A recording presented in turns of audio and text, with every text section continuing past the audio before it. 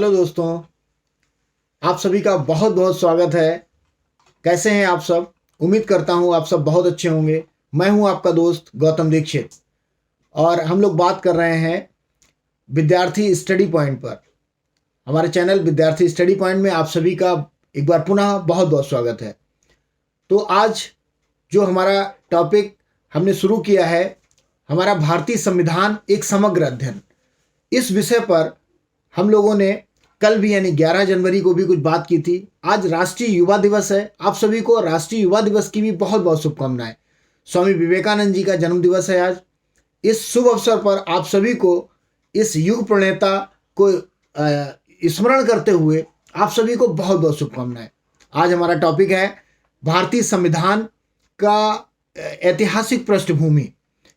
जैसा कि हमने कल बात की थी कि हम लोग भारतीय संविधान के विषय में विस्तार से चर्चा करेंगे।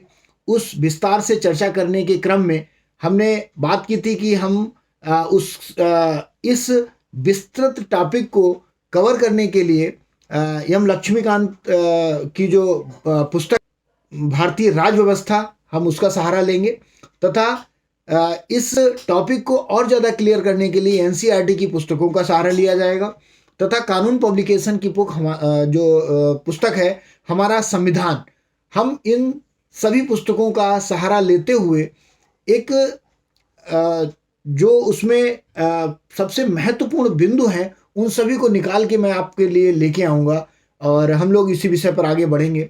तो बिना समय गंवाए हुए मैं सीधे मुद्दे की बात करता हूँ।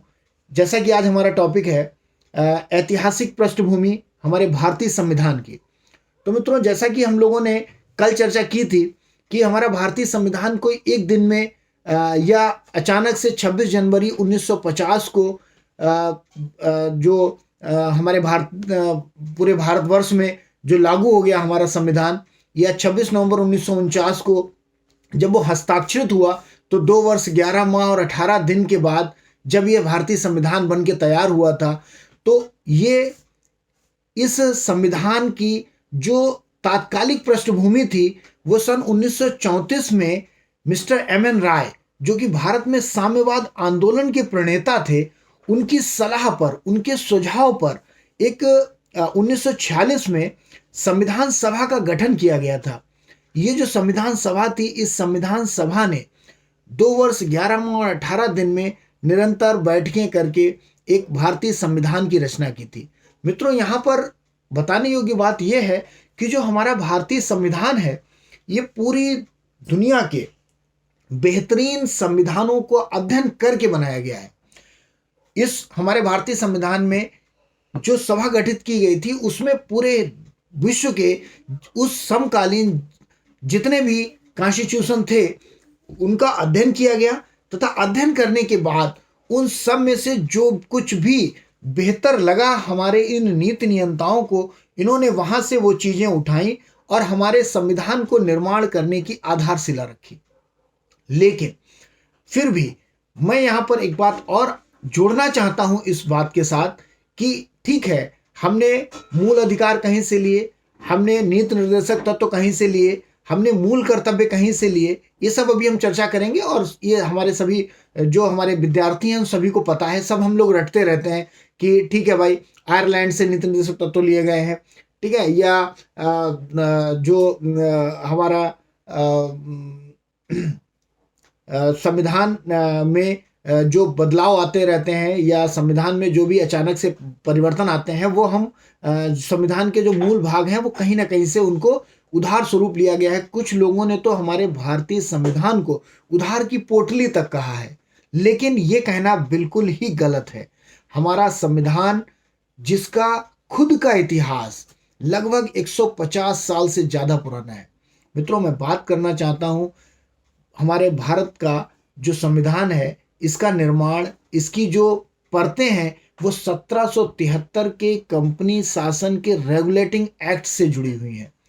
जी हाँ, ये 1773 का 1773 का रेगुलेटिंग एक्ट ही था जब भारत में जो उस समय ईस्ट इंडिया कंपनी कार्य कर रही थी, उसके कार्यों को नियंत्रित करने के लिए जो सबसे प्रथम बार ब्रिटिश सरकार के द्वारा जो सबसे पहली बार जो रेगुलेट करने के लिए उसको एक्ट लाया गया था वो 1773 का रेगुलेटिंग एक्ट था। और ये वही एक्ट था जिस एक्ट ने बंगाल के गवर्नर जनरल को, बंगाल का जो गवर्नर था उसको बंगाल का गवर्नर जनरल पद से सुशोभित किया। कहने का मतलब है कि उस समय भारत में चूंकि अंग्रेजों का राज था, अंग्रेज व्यापारिक कंपनी की तरह कार्य कर रहे थे, ईस्ट इंडिया कंपनी, तो उन्होंने अपनी 3 प्रेसिडेंसी भारत में बना रखी थी। एक वेस्ट बंगाल में यानी पश्चिम बंगाल में, एक मद्रास में और एक बंबई में। इन तीनों के अपने अपने गवर्नर हुआ करते थे। ये तीनों ही गवर्नर ईस्ट इंडिया कंपनी को रिपोर्ट करते थे तथा ईस्ट इंडिया कंपनी रेगुलेट होती थी ब्रिटेन से। लेकिन ये पहला मौका था 1773 के रेगुलेटिंग एक्ट का, जब बंगाल के गवर्नर को बंगाल का गवर्नर जनरल नियुक्त किया गया तथा मद्रास और बंबई प्रेसिडेंसी के गवर्नर को उसके अधीन किया गया तथा ऐसा पहला पद वारेन हेस्टिंग्स को दिया गया। वारेन हेस्टिंग्स बंगाल के प्रथम गवर्नर जनरल थे जिनके आधिपत्य में मद्रास और बंबई प्रेसिडेंसी इनके आधिपत्य में आई। तो हम कह सकते हैं ये सीधा सा प्रश्न पूछा जाता है कि भारत के या बंगाल के प्रथम गवर्नर जनरल कौन थे, तो प्रथम governor general mister Warren Hastings थे। ठीक है। इसी तरह एक अगला प्रश्न आता है कि इस अधिनियम के अंतर्गत ही 1773 में अधिनियम आता है, 1774 यानी 1774 ईस्वी में कलकत्ता में एक उच्चतम न्यायालय की व्यवस्था की जाती है। भारत में न्याय प्रणाली की शुरुआत सबसे पहले 1774 ईस्वी में सुप्रीम कोर्ट की स्थापना कलकत्ता में करके इस रेगुलेटिंग एक्ट के द्वारा ही की गई। ठीक है। जब अभी हम अपना भारतीय संविधान पढ़ेंगे तो भारतीय संविधान के अनुच्छेद 125 में हम लोगों को सुप्रीम कोर्ट की व्यवस्था दिखती है। लेकिन ये सुप्रीम कोर्ट जो अभी लगभग 31 जजेस के द्वारा जो हमारे यहाँ भारत सरकार में जो इस समय वर्तमान में जो व्यवस्था है, 30 जज होते हैं और एक सुप्रीम कोर्ट का एक चीफ जस्टिस ऑफ सीजेआई होता है। तो इस तरीके से 31 जजों का एक पैनल है जो सुप्रीम कोर्ट में इस समय आसीन है। लेकिन उस समय 3 जजों की एक कमेटी थी, उसमें 2 जज थे, एक चीफ जस्टिस था। तो ये उस समय की व्यवस्था थी 1774 ईस्वी की। उसके बाद हम इसमें से देखेंगे, इसमें कुछ और परिवर्तन किए गए, जैसे कर्मचारियों को निजी व्यापार करने और भारतीय लोगों से उपहार और रिश्वत लेना प्रतिबंधित कर दिया गया। ऐसा देखा जाने लगा था कि जो ये ईस्ट इंडिया कंपनी के कर्मचारी भारत में व्यापार कर रहे थे, तो ये लोग भारत में कंपनी का व्यापार तो करते ही थे, साथ में अपने व्यक्तिगत हित के लिए खुद के भी व्यापार चलाते थे और एक बहुत बड़ी मात्रा में यहाँ से धन उगा कर अपने ब्रिटेन ले जाते थे। इसका एक उदाहरण क्लाइव के रूप में ब्रिटेन की सरकार के द्वारा देखा जा चुका था। क्लाइव की अकूत संपत्ति को लेकर के, क्लाइव चूंकि भारत में 2 बार गवर्नर बना बंगाल का, और जब वो यहाँ से ब्रिटेन गया तो उसके पास इतना पैसा था कि वहाँ के जो पॉलिटिशियन थे, जो ब्रिटिश पार्लियामेंट के हाउस ऑफ कॉमन्स के जो उनके लेजिस्लेचर्स थे, उन्होंने ये सोचने पर मजबूर हो गए कि आखिर भारत में इतना पैसा है तो क्यों ना उसका राजनीतिक नियंत्रण किया जाए। तो ये बड़ी रोचक एक घटना है कि लॉर्ड क्लाइव ने आत्महत्या कर ली थी उसके ऊपर जब आरोप लगाए गए थे, जब उसको दोषी करार दिया गया था वहाँ की संसद के द्वारा, जबकि वो भारत में एक बहुत बड़ा नाम है लॉर्ड क्लाइव का। तो ये एक वो घटना थी 1773 की, जिसमें जो भी कर्मचारी ईस्ट इंडिया कंपनी के थे उन कर्मचारियों को निजी व्यापार करने पर प्रतिबंध लगा दिया गया तथा भारतीय लोगों से उपहार लेने पर प्रतिबंध लगा दिया गया। क्योंकि एक चलन हो गया था कि जब डिवाइड एंड रूल की बाद में राजनीति आई, लेकिन अंग्रेजों ने जब भी किसी छोटे राजा के ऊपर जब भी कोई उसको आश्रय देते थे या अपनी कूटनीतिक चालों की वजह से जब भी उसकी मदद करते थे सिपाही तौर पर या उसके पड़ोसी राजा से उसके वाद विवाद की स्थिति में, तो ये बड़ी मात्रा में उपहार लिया करते थे और जो कि कहीं भी उनके कॉन्स्टिट्यूशनल नहीं होते थे। जो ईस्ट इंडिया कंपनी का अपना विधान था ये उसके अकॉर्डिंग सेट नहीं होते थे और एक बड़ी मात्रा में धन की उगाही किया करते थे। तो इस बात पर पूर्ण रूप से प्रतिबंध लग गया। लेकिन फिर भी जैसे जब भी कोई नियम आता है तो उसमें बहुत सारी खामियां होती हैं। तो जो ईस्ट इंडिया कंपनी का जो रेगुलेटिंग एक्ट आया था 1773 का, इसमें भी कुछ खामियां थी। इन खामियों को दूर करने के लिए इसके 11 वर्ष के बाद 1784 में एक दूसरा इंडिया एक्ट आया जिसे पिट्स इंडिया एक्ट कहा गया। पिट्स के गवर्नेंस में आया और पिट्स की अध्यक्षता में आया, तो इसीलिए इसे पिट्स इंडिया एक्ट कहा जाता है। तो इस पिट्स इंडिया एक्ट 1784 का जो पिट्स इंडिया एक्ट था, इसमें कुछ और प्रावधान किए गए तथा 1773 में जो प्रावधान किए गए थे या उसमें जो कमियां रह गई थी उनको दूर किया गया। तथा इस पिट्स इंडिया एक्ट में मुख्य रूप से क्या प्रावधान रहे वो मैं आपके सामने डिस्कस करना चाहता हूं। जैसे इसमें एक निदेशक मंडल का गठन किया गया। ये निदेशक मंडल क्या कर रहा था? इस निदेशक मंडल का मुख्य काम था कंपनी के व्यापारिक मामलों का अधीक्षण करना। जो कंपनी का जितना व्यापारिक मामले थे उस विषय की जो गवर्निंग बॉडी थी उसको निदेशक यानी बोर्ड ऑफ डायरेक्टर्स कहा गया। तथा जो राजनीतिक मामले थे उसको प्रबंधन के लिए एक अलग बोर्ड बनाया गया जिसे नियंत्रण बोर्ड कहा गया, यानी जिसे बोर्ड ऑफ कंट्रोल कहा गया। अब ये दोनों ही अब देखिए, अभी तक ईस्ट इंडिया कंपनी किसी सीईओ के माध्यम से चल रही थी, लेकिन अब इसको नियंत्रित करने के लिए दो संस्थाएं थी। एक वो जो इसके राजनीतिक मामलों में हस्तक्षेप कर रही थी, एक वो जो इसके व्यापारिक मामलों में हस्तक्षेप कर रही थी। वह अब यहां पर पूछा जाता है, ये ध्यान रखने योग्य बात है कि ईस्ट इंडिया कंपनी में राजनीतिक मामलों को कंट्रोल करने के लिए बोर्ड ऑफ कंट्रोल था जिसे नियंत्रण बोर्ड कहा गया, तथा व्यापारिक मामलों को कंट्रोल करने के लिए निदेशक मंडल था जिसे कोर्ट ऑफ डायरेक्टरेट कहा गया, जिसे निदेशक मंडल कहा गया। अब ये दो प्रावधान है, यहां से मैं एक बहुत महत्वपूर्ण प्रश्न आपको बताने वाला हूं कि ये पूछा जाता है, अक्सर पूछा जाता है कि भारत में ईस्ट इंडिया कंपनी में द्वैध शासन प्रणाली, यानी जो द्वैध शासन है, जो डुअल रेगुलेटिंग है, जो डुअल रूलिंग है, ये इसकी शुरुआत कहाँ से होती है? द्वैध शासन प्रणाली का प्रारंभ कहाँ से होता है? तो माय डियर फ्रेंड्स, ये द्वैध शासन प्रणाली पिट्स इंडिया एक्ट से प्रारंभ होती है। ये द्वैध शासन क्या है? जहां पर दो लोग मिलकर शासन करें। यहां पर एक था बोर्ड ऑफ कंट्रोल, एक था कोर्ट ऑफ डायरेक्टरेट, यानी एक निदेशक मंडल था और एक कंट्रोलिंग बॉडी थी जिसे नियंत्रण बोर्ड कहा गया। ये दोनों लोग मिलके जो ईस्ट इंडिया कंपनी था इसको शासन चलाते थे, और ये दोनों लोग बोर्ड ऑफ डायरेक्टरेट और court of board of control था और कोर्ट ऑफ डायरेक्टरेट, ये दोनों वहां की संसद के द्वारा गवर्न होते थे, हाउस ऑफ कॉमन्स जो था ब्रिटेन में। तथा द्वैध शासन प्रणाली की शुरुआत पिट्स इंडिया एक्ट से होती है। तथा इसी में एक बात और भी है, इस अधिनियम यह अधिनियम दो कारणों से महत्वपूर्ण था। अब ये दो कारण कौन थे? भारत में कंपनी के अधीन क्षेत्र को पहली बार ब्रिटिश आधिपत्य का क्षेत्र कहा गया। ऐसा पहली बार था कि जो ईस्ट इंडिया कंपनी के अधीन जो भारत का क्षेत्र था जिस पर उन्होंने कब्जा कर रखा था उसको ब्रिटिश आधिपत्य का क्षेत्र कहा गया। Point to be noted my dear, यहां पर जो ईस्ट इंडिया कंपनी के द्वारा विजित प्रदेश था उसको ईस्ट इंडिया कंपनी का प्रदेश नहीं कहा गया, उसको ब्रिटिश आधिपत्य का क्षेत्र कहा गया। इसका मतलब यह है कि कानूनी तौर पर ब्रिटेन की महारानी का कब्जा, ब्रिटेन के राजा का, द किंग ऑफ ब्रिटेन का कब्जा उस भारतीय क्षेत्र पर हो गया था पहली बार। इस बात को वैधानिक रूप से स्वीकार्यता दी गई पिट्स इंडिया एक्ट में। तथा दूसरा, ब्रिटिश सरकार को भारत में कंपनी के कार्यों तथा उसके प्रशासन पर पूर्ण नियंत्रण प्रदान किया गया। फिर से इस बात को मैं दोहराता हूं। पहला तो ये हो गया कि भारतीय जो भूमि थी जिस पर ईस्ट इंडिया कंपनी का कब्जा था उसको ब्रिटिश आधिपत्य का क्षेत्र कहा गया। दूसरा, ब्रिटिश सरकार को भारत में कंपनी के कार्यों और उसके प्रशासन पर पूर्ण रूप से नियंत्रण प्रदान किया गया, ऐसा पिट्स के इंडिया एक्ट में कहा गया। तो यहां पर ये ध्यान देने वाली बात थी कि ये हमारे इसमें कई प्रावधान किए गए थे पिट्स इंडिया एक्ट में।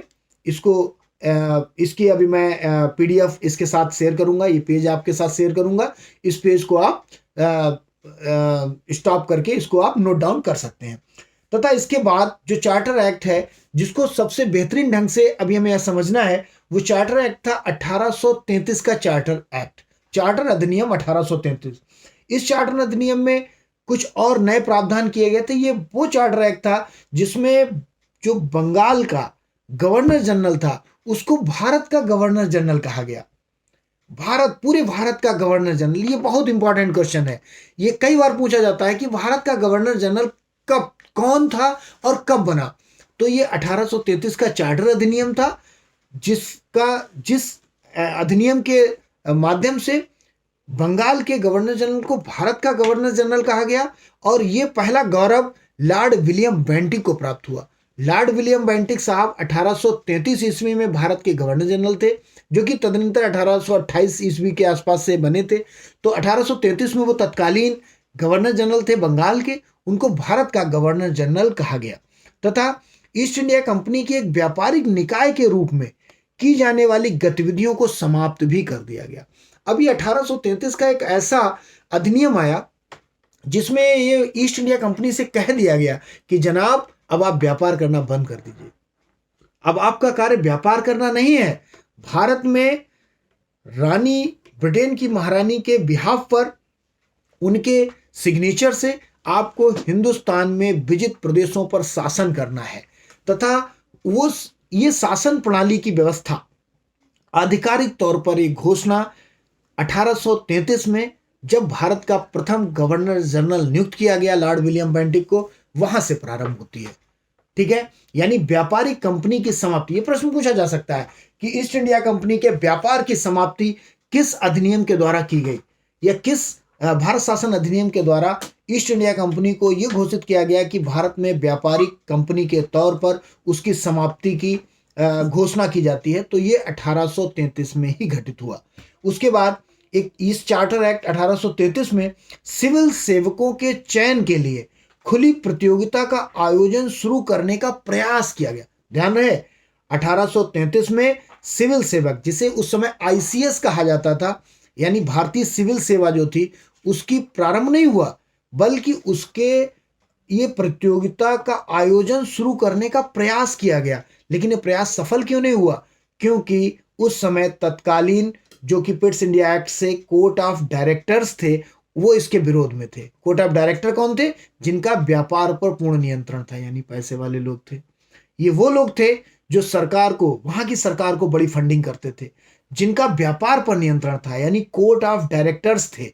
इन कोर्ट ऑफ डायरेक्टर्स ने इस बात का विरोध किया कि भारतीयों को अगर इस सिविल सेवा परीक्षा में सम्मिलित किया जाएगा तो ये हमारी न्याय प्रणाली में हिस्सा बनेंगे, ये बड़े पदों पर आसीन होंगे तथा कार्य करने में समस्याएं उत्पन्न करेंगे। लिहाजा इन्हें जो सिविल सेवा परीक्षा है इसमें इन्हें भाग न लेने दिया जाए, और उनकी जीत हुई। और 1833 में ये प्रयास एक प्रयास ही रह गया और इसमें सफलता नहीं मिली। लेकिन जब हम आगे देखते हैं कि जब इस अधिनियम के बाद 1853 का एक चार्टर अधिनियम आता है, 33 के बाद 20 वर्षों के बाद एक अधिनियम आया जिसे 1853 का चार्टर अधिनियम कहा गया। इस चार्टर अधिनियम में यह प्रावधान किया गया पहली बार कि सिविल सेवकों की भर्ती एवं चयन हेतु खुली प्रतियोगिता व्यवस्था का शुभारंभ होगा, और इस खुली जो एग्जामिनेशन होगा सिविल सेवकों का, उसमें भारतीयों की भागीदारी भी सुनिश्चित की गई। ऐसा पहली बार 1853 के चार्टर अधिनियम में प्रावधान हुआ और लागू 1854 से हुआ। तो हम कह सकते हैं कि 1854 यानी 1854 में भारतीय सिविल सेवा के संबंध में मैकाले समिति की नियुक्ति की गई। कई बार ये प्रश्न आता है कि भारतीय सिविल सेवकों के लिए किस समिति ने सिफारिश की थी तथा कौन सी समिति का गठन किसकी अध्यक्षता में किया गया? तो ये लॉर्ड मैकाले साहब थे। लॉर्ड मैकाले की अध्यक्षता में सिविल सेवा समिति का गठन किया गया था 1854 में, जिसने अपनी रिपोर्ट सबमिट की थी और भारतीयों को इसमें सम्मिलित होने का अवसर प्राप्त हुआ। उसके बाद मित्रों हम लोग आगे पढ़ते हैं। जब 1857 में प्रथम जिसे हम गदर कहते हैं, गदर की घटना के बाद पूरा भारतीय इतिहास, जो आधुनिक भारतीय इतिहास है, उसमें एक बड़ा तीव्र बदलाव देखने को मिलता है। तो हम इसे ताज का शासन कहते हैं, यानी the rule of crown. Crown इसलिए कहा गया है क्योंकि ये ब्रिटेन के द्वारा सीधे तौर पर हस्तक्षेप पूरा का पूरा हस्तक्षेप ब्रिटेन के द्वारा अपने हाथों में ले लिया गया। ये घटना 1858 से 1947 भारत के स्वतंत्र होने तक ये पूरा ये पूरा जो शासन काल है 1858 से 1947 तक, ये पूरा ताज का शासन है। और अब जितने भी अधिनियम इस दौरान आएंगे तो हम लोग इनको ताज के शासन अधिनियम के माध्यम से हम इनको पढ़ेंगे। तो 1858 का भारत शासन अधिनियम है। इस अधिनियम की कुछ अन्य विशेषताएं हैं, जैसे लॉर्ड कैनिंग को भारत का प्रथम वायसराय नियुक्त किया गया था। ये 1858 का जो भारत शासन अधिनियम आया था एक गदर के बाद की बात है, तो भारत का वायसराय बना दिया गया। तथा नियंत्रण बोर्ड और जो निदेशक बोर्ड था उसको समाप्त कर दिया गया क्योंकि वो अपने उद्देश्यों में फेल हो गए। इसके बाद और भी बहुत सारे इसमें अधिनियम हैं। चूँकि वीडियो हमारा लंबा हो रहा है तो जो इसका हमारा नेक्स्ट वीडियो आएगा, इस नेक्स्ट वीडियो में हम लोग कुछ और रोचक तथ्यों की जानकारी हम आपके साथ साझा करेंगे। लेकिन बस जाते जाते मैं कुछ बातें आपके साथ और साझा करना चाहता हूँ कि 1946 का हमारा जो अंतरिम सरकार बनी थी भारत की, उस अंतरिम सरकार में जो जवाहरलाल नेहरू साहब थे वो राष्ट्रमंडल संबंध तथा विदेशी मामलों का विभाग जवाहरलाल नेहरू साहब के पास था, तथा सरदार वल्लभ भाई पटेल गृह सूचना और प्रसारण मंत्री बनाए गए थे। राजेंद्र प्रसाद साहब जो थे उस अंतरिम सरकार में खाद्य और कृषि मंत्री हुआ करते थे। ठीक है, यहीं पर एक प्रश्न और पूछा जाता है कि CH भावा साहब के पास कार्य, खान और ऊर्जा मंत्रालय था और उस समय के रक्षा मंत्री सरदार बलदेव सिंह हुआ करते थे। ठीक है, तो मित्रों ये वीडियो लगभग 21 मिनट का हो चुका है, तो अभी मैं आज आपके साथ विदा लेता हूँ। मैं था आपका मित्र गौतम दीक्षित। उम्मीद करता हूँ ये वीडियो कुछ नई रोचक जानकारियाँ आपको पसंद जरूर आई होंगी। यदि आपको ये मेरा वीडियो पसंद आया है तो इसे आप लाइक करें, अपने दोस्तों के साथ शेयर करें, तथा अभी तक यदि आपने मेरा चैनल सब्सक्राइब नहीं किया है तो इसे ज़रूर सब्सक्राइब करें। इसमें आपको प्रतिदिन कुछ ना कुछ नया और रोचक मिलेगा। कल हम लोग कुछ और नया संविधान के निर्माण यानी मेकिंग ऑफ कॉन्स्टिट्यूशन के संबंध में कुछ रोचक जानकारियां हम आपके साथ साझा करेंगे और कुछ तथ्यात्मक प्रश्न हम आपके साथ रखेंगे। तब तक के लिए जय हिंद, जय भारत। अपना बहुत ख्याल रखिएगा। नमस्कार।